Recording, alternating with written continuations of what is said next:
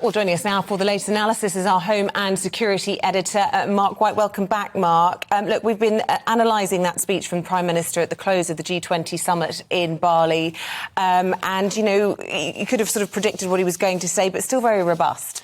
Yes, I think so. At the end of the day, he's obviously urging caution. The British government and the security officials here in this country are in the process now of trying to establish exactly where this missile came from. And it may well be, and indications are certainly pointing to that, with the Associated Press quoting unnamed senior security sources in the United States, suggesting that it may have been a Ukrainian missile trying to shoot down a Russian missile. But this is a real-world consequence of Russia launching 80-plus missiles into Ukraine, targeting civilian infrastructure and civilian areas in Ukraine throughout yesterday, largely seen as a snub to G20 leaders at the time where they were meeting to try to solve many of the world's problems. Vladimir Putin, of course, didn't attend the G20, sent Sergei Lavrov instead and a few officials.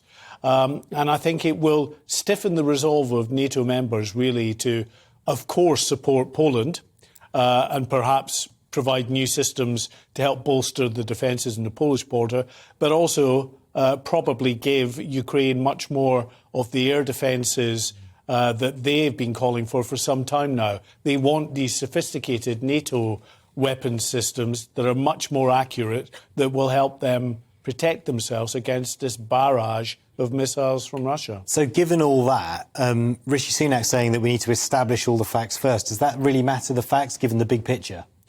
At the end of the day, I think it will be roughly the same upshot. If it was a Russian missile or a Ukrainian missile, we're not going to go to war with Russia if they've accidentally put a missile even into a NATO member's soil. But that would result in there being much more support for Ukraine and that NATO member. I think we're going to get that anyway, even if it was a Ukrainian mistake.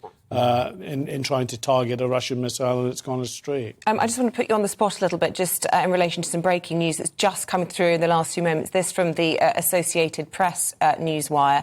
They're reporting this morning that an oil tanker off the coast of Oman has been struck by a bomb-carrying drone amid heightened tensions with Iran. But this is significant, isn't it? Of course, with the World Cup and Qatar just in that whole area. Lots of details still to come out, but I understand the oil tanker is owned or allegedly owned by an Israeli billionaire. What do you make of all of this?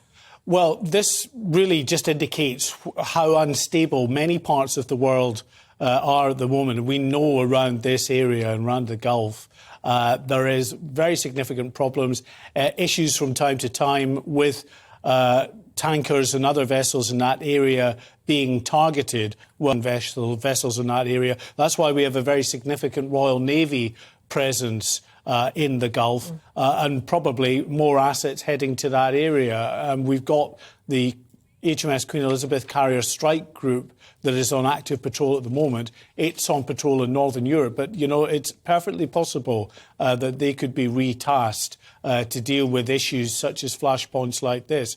But it goes, you were mentioning or asking Jonathan Ashworth about defence spending. This is really a hot-button issue. Because you've got such a high rate of inflation. If there is not a significant boost in defence spending, then you're talking about a real terms defence cut at a time when the defence budget over successive years has been hollowed out. We got the announcement yesterday of the fact that the 5 additional Type 26 frigates will now be built on the Clyde.